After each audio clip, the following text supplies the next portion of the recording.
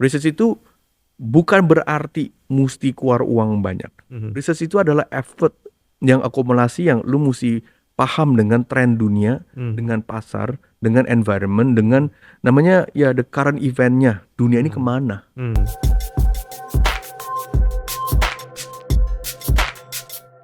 Hai Dozers, kembali datang di Doze Creative Channel bersama saya Junior Sumantri. Dengan saya Mario Utama. Nah, sudah mulai puasa nih ya. Gimana? Masih nggak boleh bilang lapar ya? Masih kuat harus ya. Masih kuat. Ya, tadi sahurnya gimana Dozers? Cukup ya? Amin. Oke, Dozers, sekarang tuh kita ingin membahas sesuatu nih. Banyak juga entrepreneur yang harus mengerti tentang ini sebenarnya. Ya, kalau Apa nih bro? kalau bisa dibilang gini, kalau misalkan kalian mikir tuh ada banyak branding itu soal logo, warna dan segala macam bentuk identitasnya, tapi kalau misalkan kalian tidak punya riset yang benar, ke belakangnya itu udah salah. Ya, bentuknya gitu ya. Iya. Intinya gitu. Nah, cuman kita akan membahas dengan Mario yang utama pastinya selalu. Jadi kita pengen buat ini. Jadi dari ide ke impact. Bagaimana sebuah ide bisa berdampak terhadap perusahaanmu atau perusahaan si klien gitu ya. Sebenarnya itu. Nah, jadi pertanyaan-pertanyaan gue bro.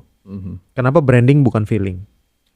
Branding bukan feeling karena memang ada objektifnya juga ya. Iya, kenapa harus Basically, branding tapi bukan feeling gitu ya? Semua brand itu sebenarnya itu memang ada unsur-unsur di mana tuh kita memang mengertikan. Jadi kalau branding itu feeling memang ada feelingnya juga sih sebenarnya. Iya, Feelingnya harusnya itu ya. yang kita penetrate ke dalam emosional sebenarnya kan. Jadi selain kita berbicara kepada kita punya calon customer maupun customer kita mengenai tentang emotional penetration-nya. Oke. Jadi kita mempenetrasi itu nggak selalu logical. Jadi kita penetrasi ke mereka itu adalah pakai emosional mereka. Oke. Jadi mendeliver message communicate itu dengan emosional sih. Oke. Lu nonton nggak? Misalkan kemarin kan gue ada nonton American Got Talent ya. Kebanyakan ya yang menang Golden Buzzer itu, banyak itu punya cerita. Iya, Banyak diangkat tuh kayak story-nya. ada story yang membuat penonton ini menangis. Right? Kemarin kita nonton bareng kan? Siapa lupa Ya, namanya. Michael Bennett Michael kan? Bennett. Ya seorang udah tua juga, udah berumur. Iya. Tapi dia nyanyi lagunya itu dengan perasaan yang dalam banget, dengan lirik yang luar biasa ya, menyentuh banget ya. Iya. Dengan cerita tentang dia bagaimana kehilangan anaknya lah. Setuju. Karena masa lalu dia yang kurang baik sehingga dia bertobat, kenal Tuhan dan dia balik lagi nih. Dan yang menjadi alur dia pikir pakai musik itu bisa jadi membalikan anaknya kepada dia. Kan? Itu ketika dia nyanyi, ketika dia cerita, dia perkenalkan diri dia sendiri, itu membuat penonton tuh terharu dan nangis. Emosional. Nah, emosionalnya yang dia mainkan. Bukan cuma hanya talenta dia sebagai penyanyi loh. Iya. Yang bisa nyanyi banyak. Tapi yang bisa nyanyi punya arti makna meaning terhadap lirik yang dibikin Yang dibuat atau disampaikan, itu akan lebih punya value dibanding lu bisa nyanyi. Gitu loh. Benar, karena ada story behind it. Story behind it ya. Nah jadi yang banyak kan ya lu lihat yang rata-rata yang menang Golden Buzzer itu rata-rata yang punya story-nya. Bukan cuma hanya lu jago performance, lu jago punya talent. It's not only just that. Oke. You can touch the customer's heart. So every brand has to have a storytelling. Kebanyakan kalau menurut gue ya gini ya, kebanyakan brand atau sebuah produk atau sebuah usaha yang gagal itu bukan karena mereka tidak punya produk yang bagus. Oke. Bukan karena mereka itu tidak punya kesiapan yang brand yang tren yang bagus. Tapi mereka rata-rata adalah kehilangan makna dari brandnya. Oke. Ya? Nangkep. Mereka kehilangan maknanya. Jadi istilahnya people don't understand them atau tidak menerima sebuah meaning lagi dari apa yang dijual. Oke. Itu yang menjadi kejatuhan kebanyakan bisnis. Kebanyakan ini apa yang membuat brand ini kehilangan maknanya, bro? Kehilangan makna karena lu tidak kenal lagi pasar itu mau apa.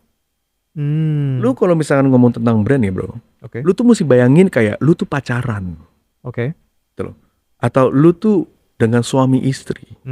Right? Lu nggak bisa merasakan dengan cara teknik marketing, dengan cara teknik advertising, dan lu mendapatkan sebuah cewek. Karena kalau advertising kan gitu ya. Lu memperlihat diri lu tuh rupawan dan everything benefit lah terhadap si cewek yang lu mau dapet. Kita cewek ini jatuh cinta sama lu. Di sesaat itu, cinta itu kan mesti di maintain, mesti di nurture. Nah, nurture-nya ini perlu kesinambungannya. Dia terus menerus. Lu nggak bisa bilang I love you one day, and then you never talk about love. Lu nggak pernah ketemu, lu nggak pernah ada hubungan secara pembicaraan kepada si cewek itu yang lu suka. Nah, bayangin tuh cewek adalah customer lu. Lu nggak bisa semua push. Andai kata iklan. Kalau push iklan kan gini. Iya, iklan gini kan. Kalau misalnya iklan begini ya. Hey, para wanita, saya adalah cowok yang paling ganteng. Lu lihat mobil gua, lu lihat rumah gua bisa masak, gua pinter, gua punya karir. Siapa yang mau nikah sama gua? Itu ada kayak advertising ya. Seperti pada umumnya semua iklan, mobil kayak iklan sepatu kayak itu yang mereka cari. Akhirnya ada nggak wanita yang datang? Ada. Tapi berapa yang akan terus-terusan stay sama lu? Yang terus-terusan tertarik sama si cowok yang mengiklankan itu terus. Right? Sama kan kayak teh kan. Sama teh banget. ini paling enak, teh ini dari ini, teh ini punya manfaat, benefit. Iklan. Ads. Ya, adalah memperdebarkan persona lu. Kayak lu cowok yang paling ganteng di Kelapa Gading gitu kan. Yes, 1 time, 2 time, 3 time cewek akan lihat. Lama-lama alah basi lah lu Jun. Ngomong yang sama-sama terus, iklan itu terus, bro. Gak ada bahan yang baru, bro.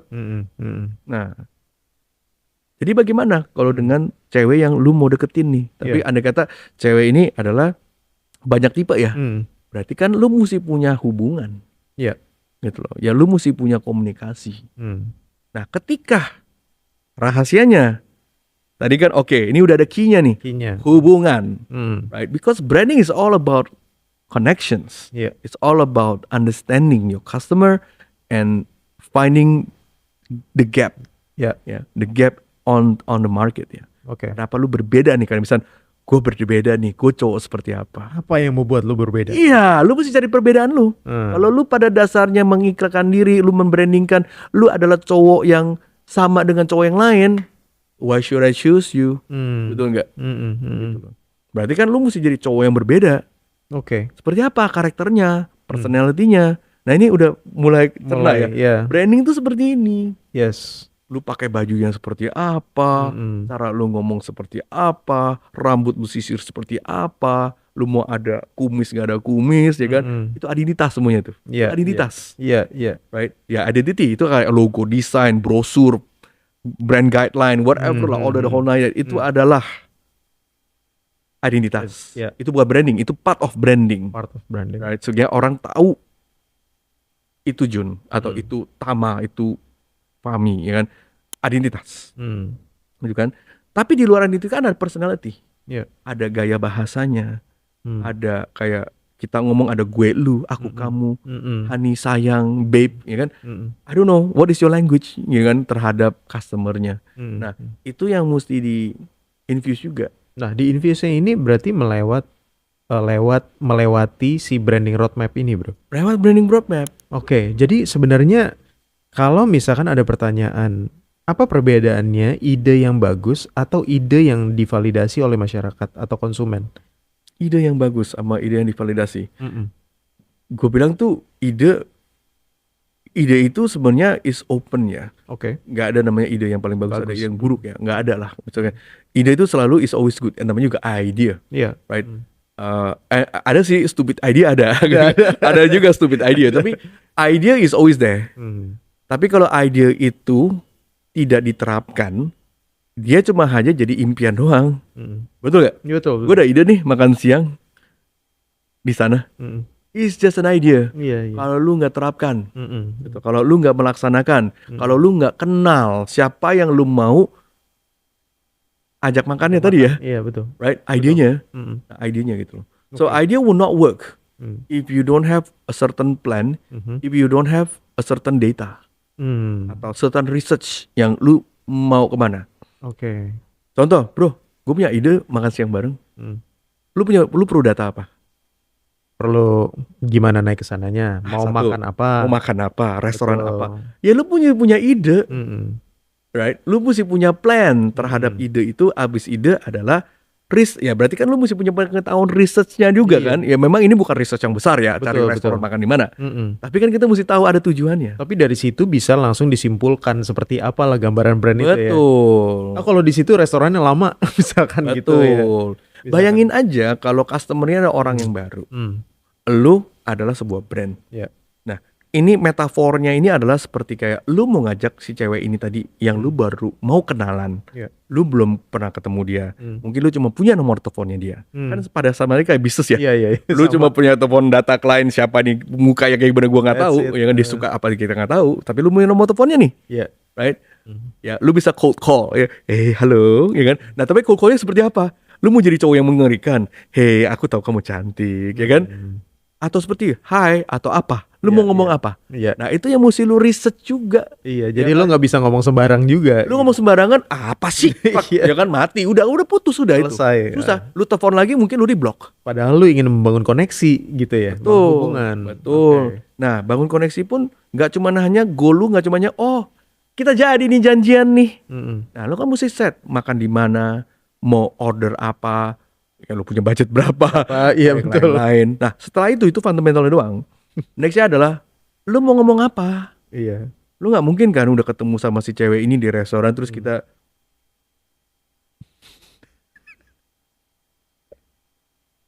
terus habis setelah meeting, iya tadi seru ya gitu. Lu mesti ada pembicaraannya apa? Iya, betul. Nah, itu yang mesti disiapkan. Mm-mm. Gitu loh, mesti Di disiapkan. dalam plan. Jadi setelah ide ada planning, Yes. lalu kita bisa build the Yes, roadmap gitu ya. betul. Dan nggak selalu pertama the first meeting itu goal. Ya kan nggak selalu pertama kali meeting langsung pacaran kan? Iya, betul, betul. Ya. Speed dating aja nggak langsung jadi menikah, ya kan? Ya lu mesti lu Pasti ada maintain. research lagi. Mesti ada research lagi. Oh, ternyata si dia kerja di sini. Nah, informasi lu mesti ngerti. Oh, ekonomi level dia seperti apa. Secara psikografi dia suka apa aja. Secara behavior dia pergi kemana aja. Pattern of dia punya living seperti apa. Gitu.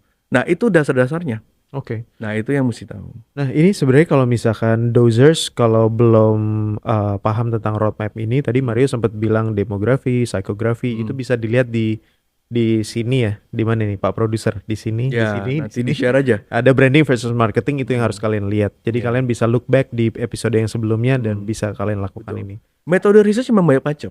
Oke. Metode riset banyak macam. That's why banyak kan bisnis gagal itu mereka terlalu fokus terhadap bagaimana menjual barangnya, Barang, betul. right? Bagaimana menjualnya. Jadi selalu memfokus itu mendorong barang. Tapi dorong kemana? Kadang-kadang tim marketing lu nggak tahu mau kemana Pak. Iya. Tapi dikasih kuota, dikasih target. Tapi kemana dorongnya?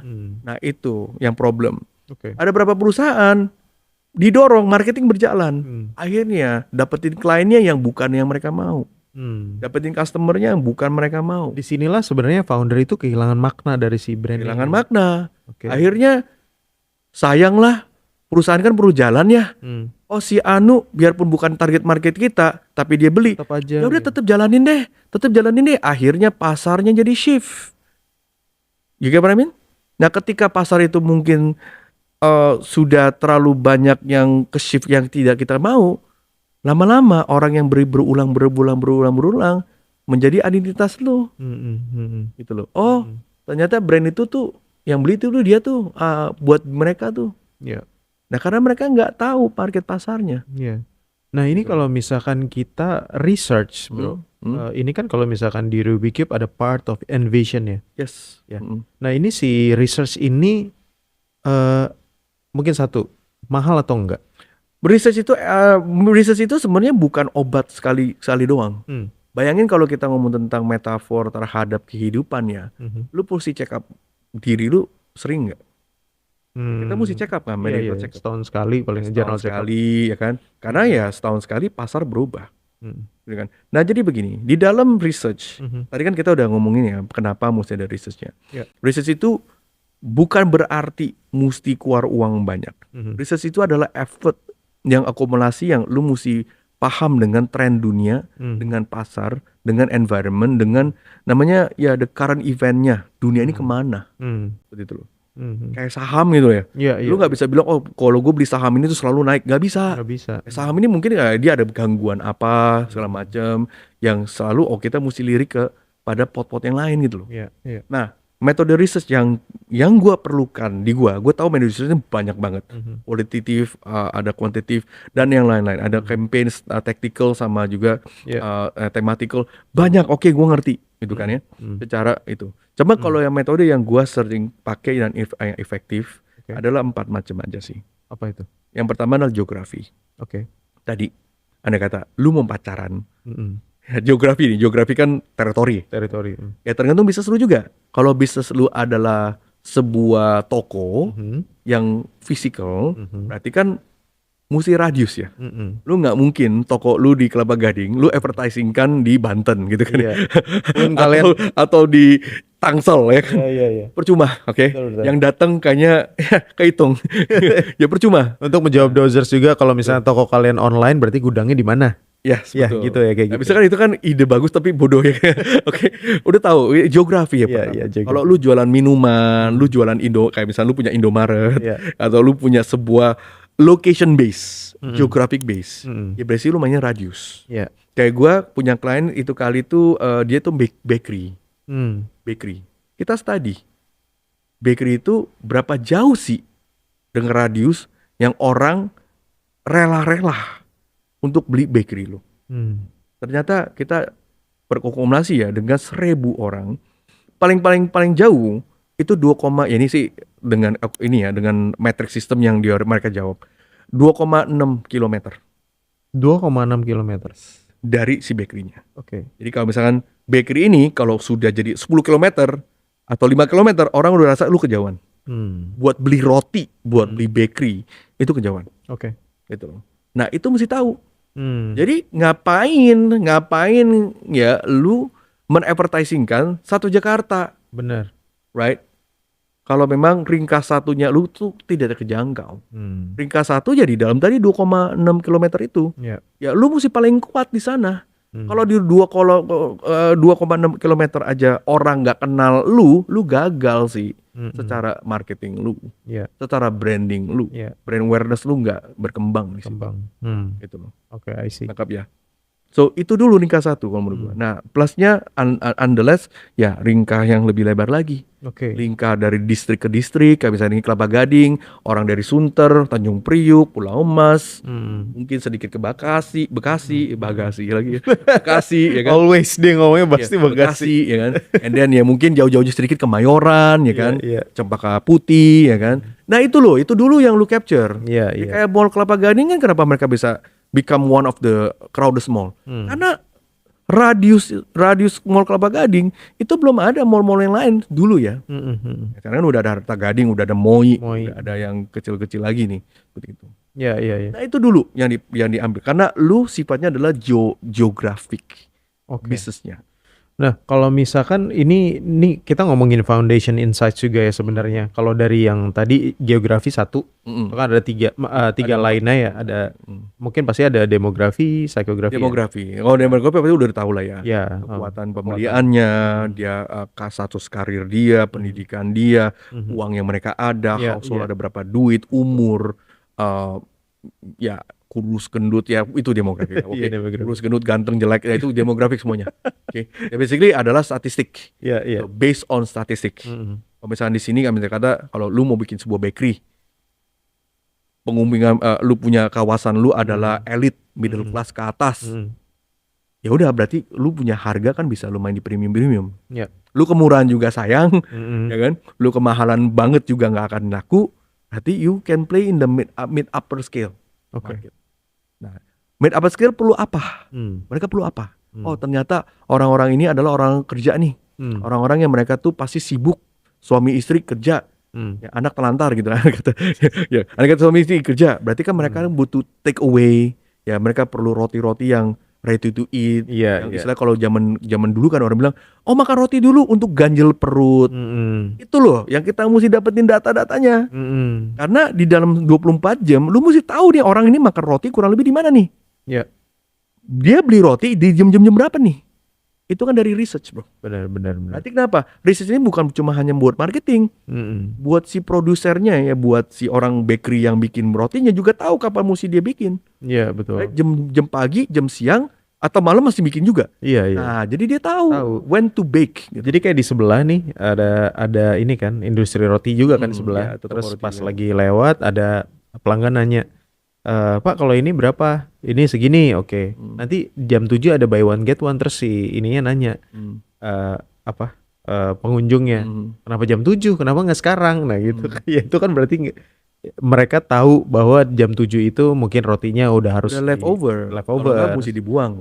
Ya mungkin si pengunjung ini nggak tahu, jadi dia ya nanya kayak gitu. Ya seperti itulah ya sebenarnya. Betul. Nah itu kan juga bisa jadi strategi kapan lu mesti buang stok barang lu sebagai diskon. Benar. Ya kan kalau diskon itu sebenarnya kan daripada gua buang, kalau dapat 50% kan lumayan. Ya kan daripada zero at all. Betul. Nah memang itu yang mesti kita pikir. Jadi ya kalau secara demografi kita juga mesti liatin kayak playing the time lah. Ya. Waktu kapan nih yang gue bisa selipin?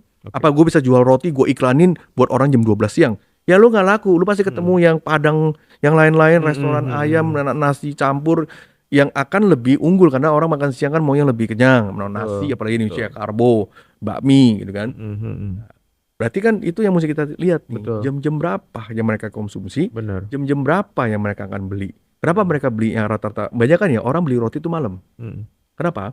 Orang Indonesia yang di sifat culture di Indonesia adalah dia beli roti malam untuk makan besok paginya. Jadi makanya jadi ganjelan itu loh. Sebelum mereka ke kantor, sebelum anak sekolah, yang mereka makan dulu ya roti-roti bakery ini yang akan lebih laku. Gitu kan. Nah setelah itu juga ada yang di ideal time lagi yang jam 3, jam 5 buat tea time. Namanya break. Gitu loh. Nah selain itu juga ada juga nih, ternyata gue dapet data orang-orang yang travel jauh, dia siapin roti di mobilnya. Kadang-kadang mereka nggak bisa makan siang atau mereka meetingnya padat, mereka ganjel roti lagi ya, jadi ganjel lagi nih, lama-lama jadi kayak ganjelan ya, ganjelan pintu nih kan. Ya roti itu jadi kayak ganjelan gitu. Buat istilahnya daripada gue sakit mah, gue makan nih roti deh. Kalau nggak bisa nasi kan repot nyetir mobil makan nasi. Benar. Atau makan burger masih belecetan. Nah roti itu masih boleh bilang ya oke. Ya. Nah setelah si geografi, demografi berarti ada psikografi. Ya. Psikografi itu kita main adalah the like-minded people. Like-minded people apa di mana adalah sesuatu bukan ditaker dengan keuangan, bukan ditaker dengan umur, bukan ditaker dengan ras, nasionalisme dan yang lain-lain. Ditaker dengan lu suka apa, gue suka apa. Betul. Lu suka main musik, gue suka main musik. Despite lu orang kaya, gue orang miskin, lu ganteng, gue jelek. Kok jadi negatif gue ya? Ya, gue yang ganteng, lu yang jelek ya kan? Nah, Anda kata ya gue. Ya. Nah itu, despite of that, kita bisa main kita bisa suka musik bareng. Kita bisa suka band yang sama. Kita suka main sepak bola yang sama. Kita bisa main basket yang sama. Kesatuan yang psikografi. Nah itu adalah di mana kita main di situ. Jadi kalau kita ngomong tentang makeup atau kita ngomong tentang pound feet, kita ngomong biarpun roti ya, kayak tadi roti, kita bisa ngomong psikografik. Betul. Roti apa yang lu suka? Kayak seperti itu kan. Nah kita selalu ketemu di sini dengan roti yang kita suka atau dengan kopi yang kita suka. Seperti itu loh. Despite kita mau dengan ekonomi level, yang umur berbeda, dan lain-lain, it doesn't matter. Lego psikografi. Ya kan? Lego lu mau umur berapa, tua, gede, genut, jelek, selingkuhan, bisa main Lego bareng. Gitu loh. Bener gak? Ya bisa aja lah selingkuhan main Lego kan.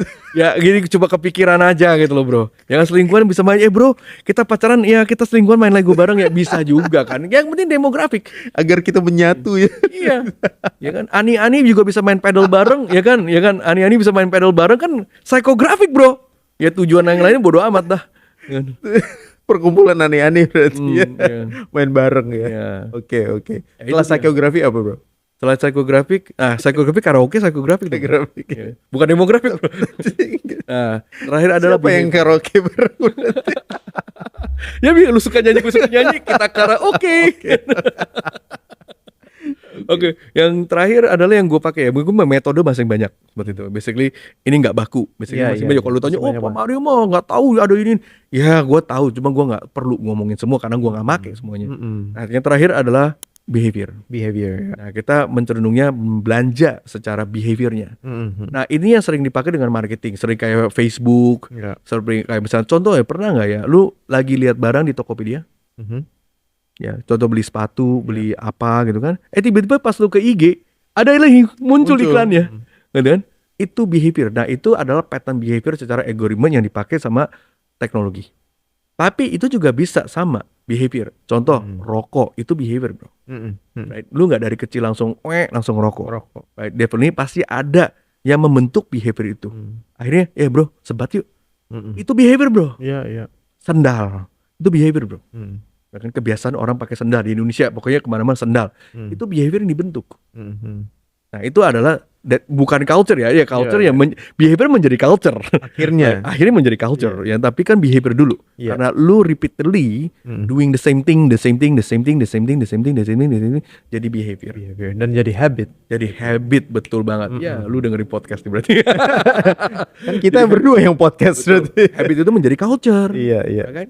Ya kan kalau sekarang gue sekali-kali kita suka ngebut mobil, kita suka balap, behavior gue adalah agresif. Lu suka juga. Sekali nyetir kita balap bukan artinya kita racer. Tapi kalau kita berkali-kali, yes, lu racer. Jadi identity lo. Identity kita. Kan lu yang ikut juga. Kayak misalnya kita suka main PS bareng. Ya kan lu gak bisa bilang gue adalah gamer yang ada kalah 11-0 kemarin ya. Siapa kesalahan? Gak tahu. Di sana ada yang kalah 11-0 ya. Itu gak bisa bilang gue gamer, bro. Ya kebetulan gue lebih jago dari dia aja gitu kan. Nah, itu gak bisa bilang gue gamer. Karena kenapa? Gue cuma iseng-iseng main dan itu is just part of the free time aja. Kalau gamer itu bener-bener ya lu belajarin, lu liatin pattern segala macem. Saham tuh sama, itu behavior. Lu bisa liatin behaviornya, kapan saham naik, kapan turun. Gak demografi, bro. Itu behavior. Jadi lu bisa ngeliat sesuatu pattern yang berreputasi menjadi apa yang bisa lu selipin sebagai produk lu. Nge-gym, vape, rokok. Terus-menerus habit. Yes, itu yang bisa. Nasi. Ada orang juga itu jadi behavior. Bakmi itu behavior. Ya kan yang ketagihan terus dan lu lakukan berulang-ulang kali. Betul. Nah, ini menarik dari yang ketiga. Thank you tadi 4 insights-nya itu. Nah, ada pertanyaan, kenapa 95% dari produk launch itu gagal? Dan apa kesalahan paling utama dari si founder? Kesalahan utama ya, lu nggak tahu marketnya. Basically yang tidak melakukan research ini. Yang kegagalan itu basically gini loh, bro. Gue pengen nanya lu ya, bro. Lu berani nggak sih tanpa kesiapan ekonomi lu, tanpa lu tahu lu punya berapa duit di bank account lu, tanpa lu siapin baju, tanpa lu kasih tahu orang lain, atau lu kasih tahu orang lain boleh deh. Lu bawa koper. Sekarang gue tanya lu langsung beli tiket ke Argentina. Oh ya, tidak lah, nggak berani. Ya itu. Apa yang kamu pikir? What do you think sebuah perusahaan tuh akan bisa berhasil kalau lu nggak pernah pelajarin medannya? Kalau lu nggak pernah, ya feeling itu bisa salah, bro. Iya itu dia makanya. Ya agak nekat dan gila sih kalau lu akan berani. Gue tahu ada di dunia ini satu belintir 2 orang tuh berani yang lakukan yang gue ngomong. Dan mungkin jalan cuman ya nggak lama. Iya, ya kemungkinan lu bisa mati di Argentina tadi gue bilang. Right? Mati kenapa gue nggak tahu, ya kan, bisa mati kelaparan, mati nggak bisa balik lagi, atau mati kehabisan uang di sana. Kita nggak tahu. Karena kenapa? Ya karena lu nggak research 7 titik yang dimana yang lu mau tempur itu ada apa dan ada siapa. Right? Kalau gue sih research itu seperti kayak militeri ya. Sebelum lu nyerang sebuah negara, lu kirim spy dulu, lu pelajarin, lu kirim drone, pelajarin teritorinya, lu kirim orang-orang espionage yang lu ngomong sama penduduk-penduduknya, lu cari tahu, gitu loh. Zaman sekarang tuh udah very targeted, gitu loh. Bukan bombardir. Jika tidak targeted, ya akhirnya lu akan sia-sia sih, lu akan spend so much money. Itu dia entrepreneur. Jadi kalau misalkan kalian tidak melakukan research, itulah kalian jadi duitnya jadi sia-sia banget sih. Iya. Waktu juga jadi sia-sia. Iya. Ya. Lebih enakan mana bro? Kalau lu mau target seorang, kayak lu di militer ya, ketika gue suka nonton film-film perang ya. Iya. Lebih worth it mana bro? Kalau lu siapin armada, tank, pesawat terbang tempur, kapal laut, nuklir, barrage, ya whatever, ke satu negara cuma mematin satu orang, sama lu kirim seorang intel yang mencari tahu dia di mana, lokasi di mana, jam berapa dia ada, sifat-sifatnya seperti apa, dan the next thing informasi itu lu balik, lu cuma perintahkan ke satu sniper, lu kirim ke sana, satu hitman, lu kirim ke sana, dan lu laksanakan misi itu. Yang mana yang lebih worth it? Yang mana yang lebih murah? Yang kedua. Ya iya. Satu, you get your mission done. Objektif done. Dari banding lu siapin segitu banyak armada yang lu burn so much fuel, so much money, so much capital. Akhirnya cuma mau matiin satu orang, aneh kata, atau satu kubu lah, bukan satu orang, gitu kan? Yang mana yang lu mau? Apa tipe lu kayak, ya gue nggak mau ngomong tentang negara ya, mau matiin satu orang, lu lempar nuklir, doar. Jadi lebih banyak orang yang mati kan, yang nggak perlu kena. Yang mana yang lu mau? Nah ini basically strategi kan. Betul. Gitu. Kalau strategi kita mendingan adalah you target. Because apa yang kamu luncurkan, branding itu is not for everybody. Branding itu adalah di mana you are collecting people, orang-orang yang suka dengan brand lu, menjadi kubu lu, menjadi community lu, menjadi community lu. Itu. Itulah. Nike punya community Nike. Ya, maupun semua brand pasti ada komunitasnya. Pasti. Nah itu. Karena once you have the komunitas, lu akan geraknya gampang. Lu punya tentara, lu punya sebuah pasukan. Di mana ya kayak geng ya. Menuju target itu gitu. Target itu. Lu lempar sesuatu pun mereka geng lu udah kayak wah siapa? Wah I love the product, oh, I love this. Dia udah bantu mengadvokasikan kepada dia jadi pahlawan sendiri gitu ya. Terhadap bro, lu tahu nggak sepatu ini tuh dia jadi pahlawan sendiri tanpa lu bayar dia. Jadi sebenarnya kalau misalkan lu yang sudah berjalan 17 years, ini sebenarnya ada nggak satu founder ataupun entrepreneur yang memang sudah did the research itu dan dikasih tahu ke lu gitu? Ada nggak? Kan soalnya kan lu sebagai branding boleh gue open nih brandnya. Kopi Kenangan salah satu yang kita pegang. Oh dia sudah did the punya research dan kita juga punya research. Kita sesuai kita mesti dapat data. Jadi kuat ya. Jadi sekarang. Kuat. Gitu loh. Jadi kuat. Dan dengan waktu yang berbeda, izin ya, mohon maaf ya. Dengan waktu yang berbeda, ketika kita sudah tidak pegang Kopi Kenangan lagi, For Coffee juga kita ada researchnya. Gitu loh. Nah, For Coffee juga sudah tidak bareng sama kita lagi nih, kita tidak handle lagi. Pas Koti Coffee masuk, you remember with you, right? Koti Coffee kita do research lagi. Gitu loh. Nah, research itu adalah satu titik di mana yang benar-benar kita pelajarin medannya. Gitu loh. Boleh gue share nggak nih? Boleh dong, boleh. Nanti apa sih akan boleh gue share ya? Boleh. Contoh, ketika Koti Coffee masuk ke Indonesia, apa yang membedakan Koti Coffee bisnisnya sama Kopi Kenangan sudah berjalan? Boleh bilang kan Kopi Kenangan boleh bilang salah satu raksasa juga ya, udah so big di Indonesia, gerai yang segitu banyak. Ketika Koti Coffee dari China masuk, apa yang bikin mereka menang? Atau apa yang mereka mendifferentiatekan dengan Kopi Kenangan? Biarpun mereka jual kopi sama-sama. Data yang kita dapat adalah Kopi Kenangan memang mereka tuh masuk di dalam tier yang bukan kopi saset, juga bukan kopi seperti kayak Starbucks yang mahal. Jadi ini adalah the mid range yang dengan market yang bisa membeli banyak. Koti Coffee sebenarnya juga sama nih, jejaknya mirip. Cuma mereka datangnya terlebih terakhir kan ya. Ya lebih almost like 10 tahun di belakang dari kopi-kopi yang sudah berjalan dari 2013 kalau nggak salah. Ketika kita pegang proyeknya 13-14 lah tahun 2013-14. Nah, ketika kopi masuk nih bahkan baru 2020 kan. Apa 2021 ya kemarin yang kita kerjain, lupa. Ya 20 udah mulai. Ya 2020 kan ya. Ya setelah Covid lah ya. Nah, ketika mereka masuk ini, mereka pemain baru nih. Wah gimana nih berkebar sama yang lain? Bagaimana nih mereka bisa franchisein? Nah, Koti Coffee itu mencari celah. Yang dari research adalah, oh ternyata Kopi Kenangan masing tetap punya barista-barista. Sehingga semua mesin-mesinnya yang high end, yang lama suku, itu masih punya barista yang perlu di training.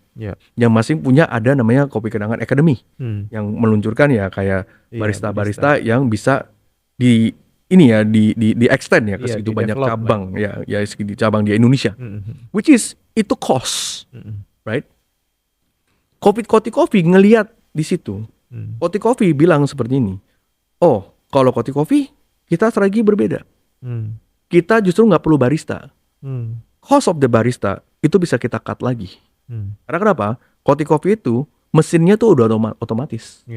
Jadi basically you can have the same quality of, saya sort of ya, gue nggak berani bilang same lah ya, sort of the same quality like Kopi Kenangan, tapi tanpa barista dengan cuma pencet tombol di mesin kopinya itu.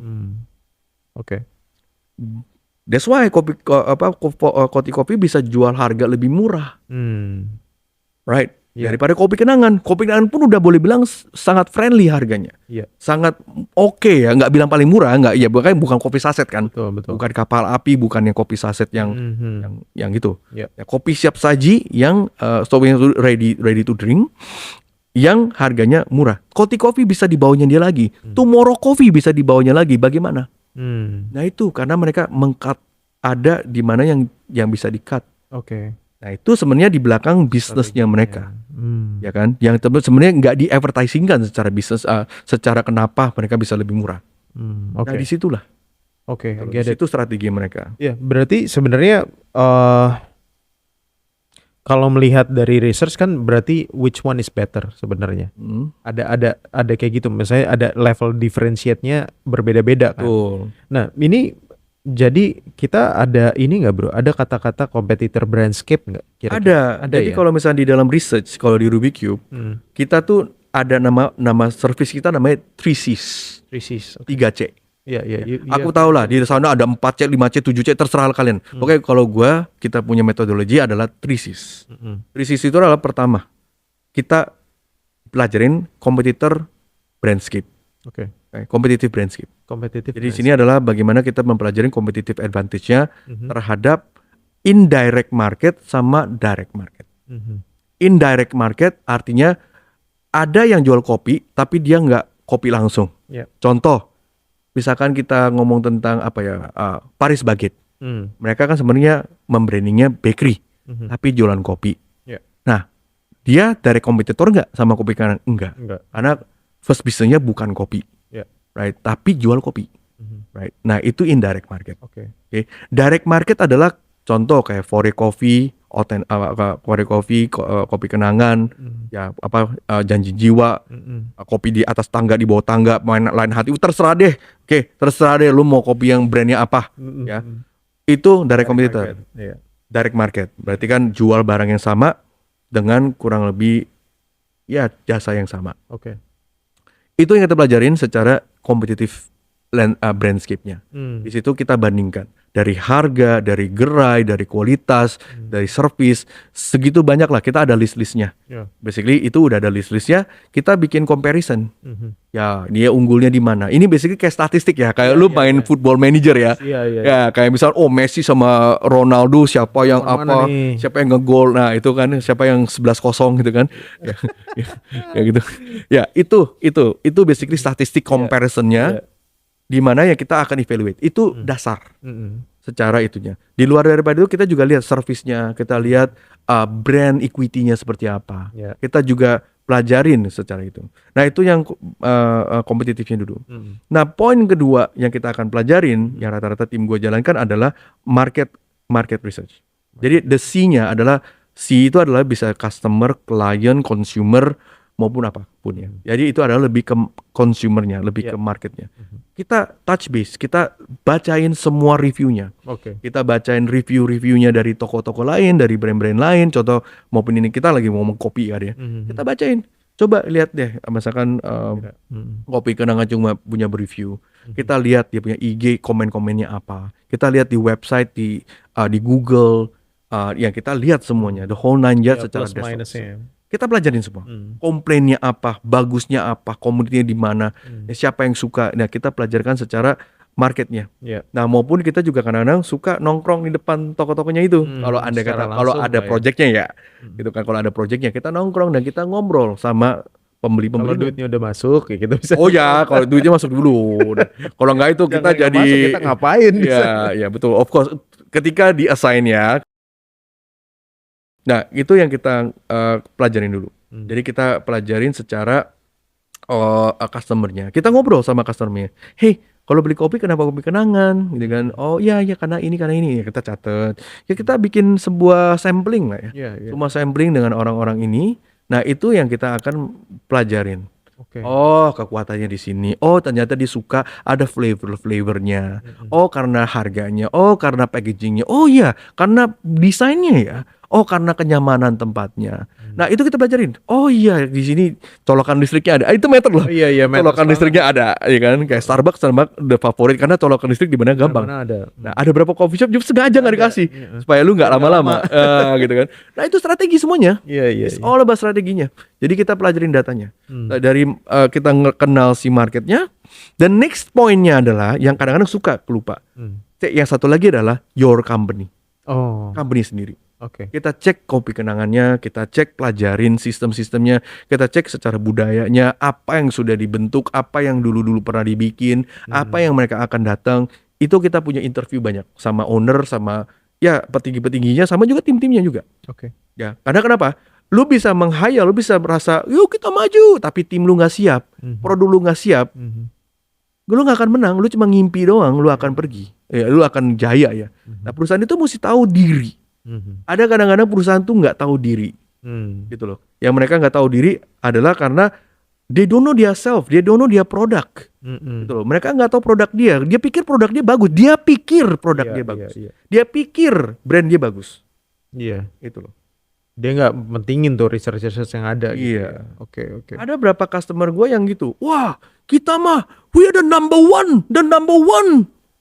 Number one siapa yang kasih pak number one pak? Dia sendiri. Iya, menurut lu number one. Iya. Ya, tapi menurut orang lain base dari apa? Dari researchnya enggak. Ternyata lu number one from the back gitu kan. Iya, ya itu. Jadi kadang-kadang ada owner yang terlalu pede dengan dia punya produk. Dia pikir dia number one. Akhirnya enggak tuh. Dan number one in Taiwan lah, sering nyinggung ya ini. Dan number one in apalah, ya kan? Nyinggung juga dozers gak ada yang tahu. Ya mungkin tahu. Tahu produknya udah nggak ada sekarang. Ya itu bukan klien gue juga anyway. So ya ada number one in Japan lah, gitu kan? Ya susah. Tapi ini menarik banget bro, karena gue tuh dari tadi lo berbicara ya, lo tuh tidak pernah touch point lo tentang harga. No. Yes. Harga is the most bottom thing that you care. Benar. Dan di podcast sebelumnya Mario juga sempat menyatakan ini ya. Jadi kenapa membandingkan harga aja itu adalah cara paling apa ya? Males kali ya. Bro, paling bawah. Kalau lu sebagai business owner dan otak lu cuma adalah harga. Lu sangat kecil. Yeah. Why? Price is what you pay. Value is what you get. Okay? Kalau value itu di atas harga, orang beli nggak? Beli bro. Yang orang nggak beli adalah lu harga mahal nggak ada value. Itu yang orang nggak beli. Gue terlalu ngotot yang ngomongnya. Enggak. Itu yang orang nggak beli itu. Iya. Ada kopi mahal, biasa aja, tapi laku. Tahu nggak brandnya apa? Kopi biasa aja tapi nggak mahal. Mahal tapi laku. Tahu apa? Starbucks. Oh oke. Boleh gue ngomong gini. Starbucks bro. Tapi di luar kopinya, ya jujur ya Starbucks yang not the best coffee in the world bro. Segitu banyak orang source-nya aja dari Indonesia sendiri, right? Benihnya aja di Indonesia, green bean-nya di Indonesia. Lu udah bawa ke Eropa, bulak-balik sini, sampai sini udah basi bro, udah jadi bubuk doang. It's not the best coffee in the world. So does McDonald's. It's not the best burger in the world. Value dia apa? Value yang dimainin bro, not the price. That's why you don't put it on your research ya. Itu dia, you put it on your, that's why yang lu research di situ. Karena Iya. McDonald nggak pernah menjanjikan. Mana sih Burger King, McDonald yang bilang burger gua number one, the best burger in the world? Iya. Gak pernah mereka singgung itu. Even Starbucks nggak pernah berkoak-koak mereka sell the best coffee in the world, nggak ada. Mereka punya, coba baca, gue challenge kalian, lu baca ke Starbucks punya website, lu baca vision mereka apa, mission mereka apa. Ada di situ ya? Ada. Mereka never say to be the number one coffee maker in the world, nggak pernah. Want to try? Check it. Oke, kita cek. Asik. Nah, while itu ya. Apa kata-katanya kira-kira? Coba, what is Starbucks vision? What is Starbucks mission? Mereka nggak pernah tuh berkuak-kuak seperti kayak yang di Indonesia ya. Kita sebelum kita adalah pabrik furniture nomor 1. Kita adalah the best. Best apa? Gitu. Karena itu sangat ambigu terhadap orang. Kayak seharinya, gue kalau memarketingkan ya, Rubik's Cube adalah the best graphic branding agency in the world. Lu ketawa nggak sih? Menurut siapa Mario? Menurut lu kan? Iya. Dan gue jadi orang yang narsistik banget bro. Iya. If I say that out loud. Oke nih, udah dapat nih. Apa? Jadi di Starbucks ada mission statement dari Starbucks Coffee Company. To inspire and nurture the human spirit, one person, one cup, and one neighborhood at a time. There you go. Apa yang mereka mau? Berarti adalah mereka spread networking, one cup, one person, Neighborhood. and neighborhood. Gak mission you to be the number one coffee player, to be the best coffee maker. Gak pernah mereka ngomong itu. Karena it's impossible loh bro. Iya. Lu punya cabang 7.000 cabang di satu dunia, dan you say you best coffee. Dari mana? Iya. Mungkin. Gak mungkin. Gue pengen tanya lagi. Tadi kan gue ada singgung McDonald ya. Dari gue kecil sampai sekarang McDonald menunya itu aja. Kenapa bro? Kenapa? Gue pernah nanya. Bukan gak kreatif juga. Bukan karena gak kreatif. Tahu gak kenapa? Ya karena itu yang diminta sama market. Karena itu adalah sebuah logis ini ada faktor ya. Gue baca. Karena gue juga gila ya. McDonald dari gue kecil French fries-nya begitu aja. Burgernya juga Big Mac, itu nggak ada perubahan. Kecuali cuma ada kalau ada eventnya. Prosperity Burger ada betul. Apa ya. Cuma event 1 month 2 month aja gitu kan. Selainnya itu produknya sama sepanjang hidup. Ini direkturnya, salah satu direktur F&B-nya bilang begini di podcast, gue dengar podcastnya, dia bilang begini, Jun, kamu tahu nggak, kalau McDonald akan punya sebuah produk baru dan dia akan diimplement di satu dunia, do you know how much logistik yang mesti dipikirin? Dan do you know how much education yang mesti diterapin, yang mesti disosialisasikan ke satu dunia itu? 10 years for one product. Karena saking banyak cabangnya, it's not that fast. Setuju. Dan dia bilang gini, do you know McDonald how many cows? Sorry ini mungkin jangan terlalu ini ya. Seberapa banyak daging yang dibutuhkan satu hari untuk memproduce satu dunia punya McDonald. Do you know how many? Lebih you dari know how many tons of cow? Tons of cow. Jadi kalau digambarin dibilang itu sapinya bisa dikelilingin satu dunia, bro. Satu dunia. Like satu hari itu sapi itu kayak dijejer dikelilingi satu dunia. Wow. So segitu banyak daging, segitu banyak whatever resource yang diperlukan. Gitu loh. Jadi kalau mereka untuk bikin menu yang baru itu nggak gampang. Apalagi kalau menu-menu itu yang musimannya dia punya itu kayak ingredientnya musiman. Itu yang nggak bisa di McDonald. Ya paling musiman itu bisa di per region kayak kalau di sini kan ada nasi uduk gitu ya, bubur gitu kan cuman ada di Indonesia doang. Regional. Sama juga cabai-cabai kan berbeda bro. Cabainya di Indonesia, cabai di Singapura, cabai di Thailand, berbeda bro McDonald. Iya pasti berbeda tuh. Nah, gue pengen tanya ini bro, masih terkait sama competitor brandscape. Ini bedanya parity, differentiation, and disadvantage attributes itu apa? Parity itu adalah di mana tuh kita tuh membuat tadi parity kan mempairing ya. Jadi misalnya tadi yang kalau gue tuh ya kita bikin sebuah dashboard yang kita lihat semuanya, kita lihat parity-nya. Coffee tadi ya. Yes. Jadi misalkan kita compare lah ya parity secara comparisonnya. Nah kalau misalkan differentiation, kita membedakan. Jadi kita sudah lihat parity-nya, gitu. Apa yang beda dari kita. Kalau misalnya kita mengikuti orang lain, memang ini strategi juga bro. Ada brand yang sengaja bikin fighting brand, namanya fighting brand. Fighting brand itu diciptakan supaya dia tuh tidak berdiri sendiri. Iya, iya. Ini banyak kan di minuman. Iya, iya. Kalau lu lihat ya. Gue suka salah satu yang gue suka tuh Liquid Death sebenarnya. Ya, itu beda. Itu beda lah ya. Nah, kalau lu lihat berapa minuman-minuman ya, atau kita lihat inilah. Kita lihat kayak misalkan di industri instant noodle. Satu company luncurin tom yum. Nggak lama lagi pasti ada juga versi tom yum. Mereka tuh fighting brand. Oke. Gitu loh. Fighting brand means that you are not alone in the brandscape. Gue nggak mau untung sendiri. Ada juga nunggu. Ada juga kompetitor yang nunggu. Misalkan lu keluarin apa, gue ikutin. Itu namanya me too product. Ya kan? Lu ada me too, ya kan? Yeah. Lu ada ini, gue me too. Ya, itu me too product. Me too product itu strategi. Bukan mereka nggak kreatif. Seperti riding the wave. Memang ada nggak kreatifnya juga, cuman istilahnya mereka tidak mau kehilangan kesempatan, opportunity secara momentum, secara profit. Oke. Ya kalau lihat sekarang bubble tea, bubble tea, semuanya everybody can do bubble tea. So we can also see it in the social media ya. Biasanya ada satu apa yang ini riding the wave. Yeah, riding the wave. It's a me too product. Kayak dulu ingat ya yogurt. Oh iya iya. Everybody making froyo. Siapa ya ke mall mana yang nggak ada froyonya? Betul. Lalu yang satu lagi adalah disadvantage attributes. Itu apa tuh bro? Disadvantage kita lihat kelemahannya kan. Disadvantage-nya. Kita lihat kelemahannya yang kalau kompetitor itu tidak bagus ya jangan ikutin bro. Iya. Jangan diikutin. Disadvantage-nya. Jadi ngelihat si kompetitor yang ini aja gitu ya. Menunggu jadi si orang yang menunggu itu bisa jadi ngelihat itu juga ya.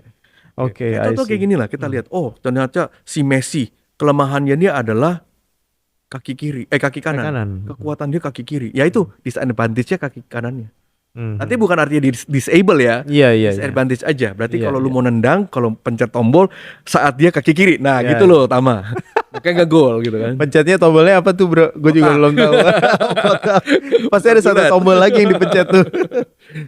Oke. Maksudnya dari sini kita udah kalau misalkan mau researchnya lebih deep, coba deh mungkin taruh di kolom komen sekali lagi.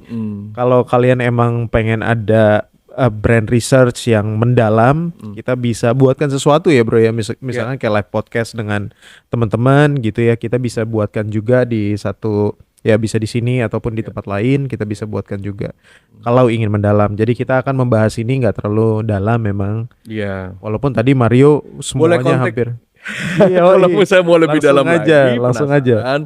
Ya boleh kalau misalnya pengusaha-pengusaha yang sebenarnya masih penasaran ya, andai kata apa sih researchnya sih, kenapa penting? Karena research ini sebenarnya kalau dibilang apa yang didapat lebih banyak data.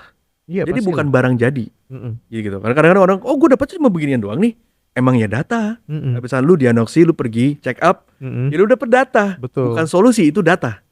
Data itu istilahnya untuk kenyamanan kita ya. Oh ternyata gue bisa lihat nih kita tuh bisa kesini gitu. Kayak jalanan gitu. Betul, ya. Jadi punya plan. Jadi plan gitu. Dibarengi sama idea kali ya. Dibarengi sama idea. Oke. Jadi sebenarnya kalau misalkan research conclusionnya apa bro? Research conclusion sebenarnya data itu yang nanti kita akan menjadi report. Jadi kalau kita ya, prinsip kita sebagai konsultan, gue tuh nggak bisa ngebantu klien gue bikin decision. Ya sama kayak dokter. Dokter kan gue nggak bisa bikin decision. Tapi gue bisa kasih lu rute, option, alternatif. Kasih lu it's like, hey, kalau bapak kesini sini, ini bahaya kesini, ini lebih aman, ini lebih seperti ini. Nah kalau yang sini ini kurang bagus nih, tapi kedepannya begini bagus. Jadi kasih option gitu, kasih sebuah kayak butterfly effect ya. Right? Nah pilihan yang klien mesti pilih, gue nggak bisa bantu klien milih.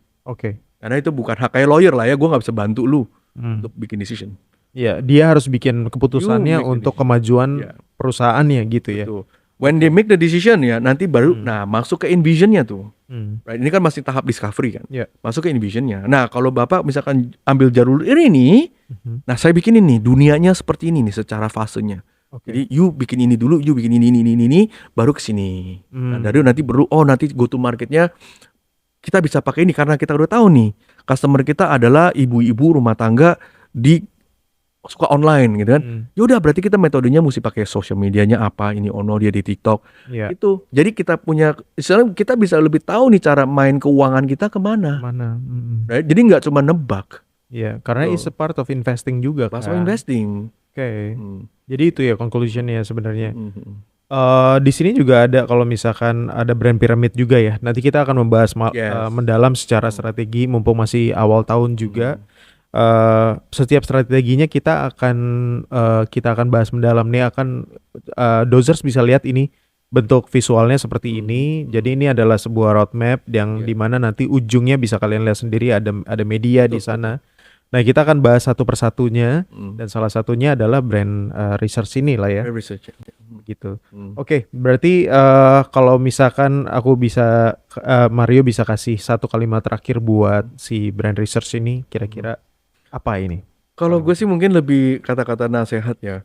Do not regret the things that you have done, but regret the things that you haven't done.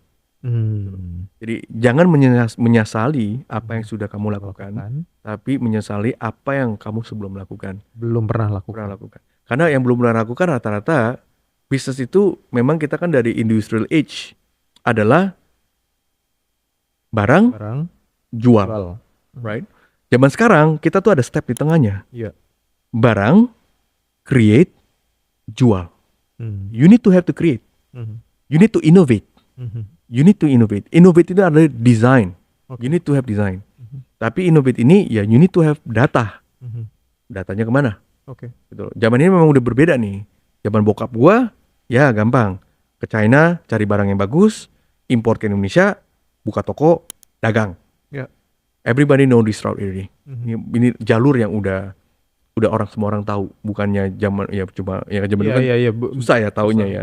Zaman sekarang lu online segala macam, lu beli di Alibaba segala macam udah tahu, udah it's not a secret anymore. Terus sekarang berarti ya the secret is punya barang, innovate. Innovate itu ya kita research lah, didesain lah, dibikin brandnya sendiri, jual. Itu dia kalimatnya Dozers. Semoga kalian bisa mendapatkan pelajaran biar kalian apapun yang kalian lakukan as an entrepreneur, Dozers bisa lebih runcing lagi. Karena tadi Mario sempat bilang adalah ini marketnya harus sesuai target dengan research yang kalian lakukan. Apa aja itu researchnya bisa kalian nonton di Branding versus Marketing. Di bagian akhir video nanti akan kami tunjukkan juga. So selamat buka puasa nanti. Saya Junior Sumantri. Dengan saya Mario Utama. Terima kasih telah menonton episode kali ini. Jangan lupa untuk like, subscribe, dan comments. Ketemu lagi di episode berikutnya. Yes. Alright. Doze out everyone.